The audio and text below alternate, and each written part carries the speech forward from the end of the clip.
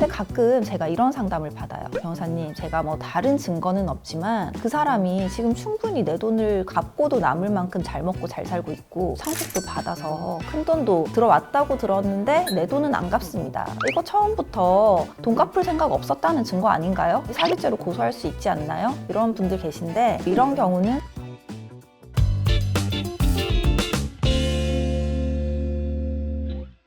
지난 영상에서 제가 빌려준 돈을 민사소송을 통해서 어떻게 돌려받는지에 대해서 한번 말씀드린 적이 있는데요. 이와 관련해서 제가 제일 많이 받는 질문이 있거든요. 빌려준 돈 안 갚는 그 사람을 좀 사기죄로 고소를 할 수 있냐, 이런 건데, 이 질문은 사실 굉장히 단순해 보이지만 실질적으로 이제 법률적으로 들어가면 또 좀 꽤 복잡한 문제들이 있습니다. 법조계에서는 사기죄를 흔히 민사와 형사의 어떤 경계선에 있는 범죄, 이렇게 표현을 하거든요. 왜냐하면 이 빌려준 돈을 안 갚는 문제가 어떤 경우에는 형법상의 범죄에 해당되기도 하고, 또 다른 경우에는 단순히 그냥 민법상의 채무불이행에 불과하기 때문이죠. 제가 한번 예를 들어 볼게요. 여러분이 친구에게 1,000만 원을 빌려줬는데 그 친구가 갑자기 뭐 사업이 망했다거나 예상치 못한 큰 지출이 생겨서 뭐 돈을 갚지 못했다, 이렇다면 이건 사기죄에 해당될까요? 안타깝지만 단순한 채무불이행일 뿐이지 사기죄로 고소를 할 수는 없습니다. 그렇다면 언제 돈을 갚지 않는 사람을 사기죄로 고소를 할 수 있을까요? 사기죄가 성립을 하려면 반드시 필요한 요소가 있습니다. 바로 이 기망행위인데요. 나를 속이는 행위가 있었다는 사실이 입증이 돼야 되거든요.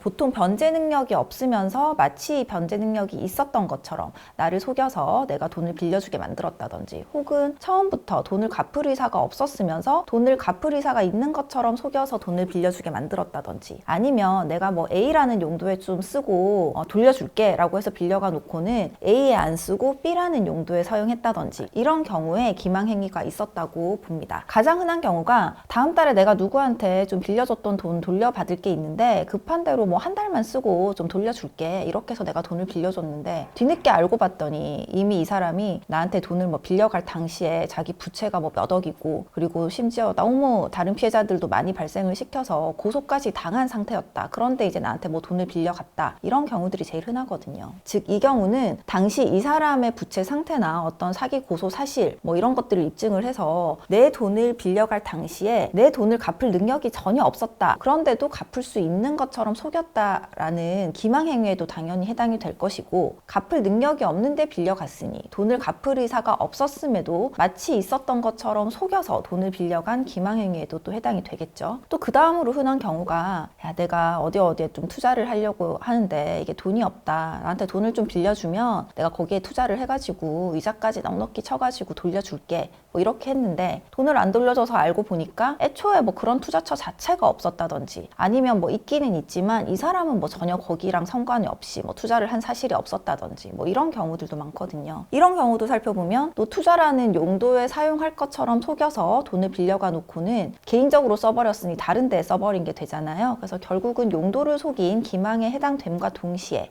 투자해서 돈 갚는다고 해놓고는 투자도 안 했으니까 애초에 변제 의사가 없었다는 점까지 추측을 할 수 있게 되죠. 그런데 제가 설명드린 이 두 케이스를 보면 어떤 특징이 있을까요? 바로 이 변제 능력 없음을 기망함과 동시에 변제 의사 없음, 내가 돈을 갚을 의사가 없음을 기망을 했다거나, 용도를 기망함과 동시에 변제 의사가 없음을 기망했다는 거거든요. 근데 가끔 제가 이런 상담을 받아요. 변호사님, 제가 뭐 다른 증거는 없지만 그 사람이 지금 충분히 내 돈을 갚고도 남을 만큼 잘 먹고 잘 살고 있고, 최근에 또 제가 알기로는 뭐 상속도 받아서 큰 돈도 들어왔다고 들었는데 내 돈은 안 갚습니다. 이거 처음부터 돈 갚을 생각 없었다는 증거 아닌가요? 사기죄로 고소할 수 있지 않나요? 이런 분들 계신데, 안타깝게도 이런 경우는 사기죄 입증이 쉽지가 않아요. 변제 능력의 유무라든지 이 사람이 어떤 용도에 사용한다고 약속했는데 그걸 지켰다 안 지켰다, 이런 부분들은 객관적으로 입증을 할 수가 있는 부분이잖아요. 그런데 돈을 갚을 의사가 이 사람한테 있었냐 없었냐는 사실 그 사람 마음속에 들어가 보지 않는 이상은 절대로 알 수가 없는 주관적인 영역이기 때문입니다. 따라서 변제 의사 없음을 기망했다는 주장만으로 사기죄 혐의를 인정 인정받기는 사실상 어렵고 변제 능력이나 용도에 대한 기망 부분까지 함께 이루어져야 입증이 용이하겠죠. 그리고 또 한 가지 현실적인 문제가 있는데 원칙적으로는 사실 고소가 들어가면 기망행위 여부를 경찰관이나 검찰에서 수사기관이 판단을 해야 하지만 실무에서는 이 수사기관이 그렇게 적극적으로 입증을 해주지 않는 경우가 사실 훨씬 더 많거든요. 그러다 보니까 결국은 고소인이 직접 증거를 수집을 하고 입증을 해야 되는 상황이 올 수밖에 없는데, 예를 들어서 나한테 이 돈을 빌려갈 당시에 이 사람이 이미 뭐 개인 회생에 들어갔다라든지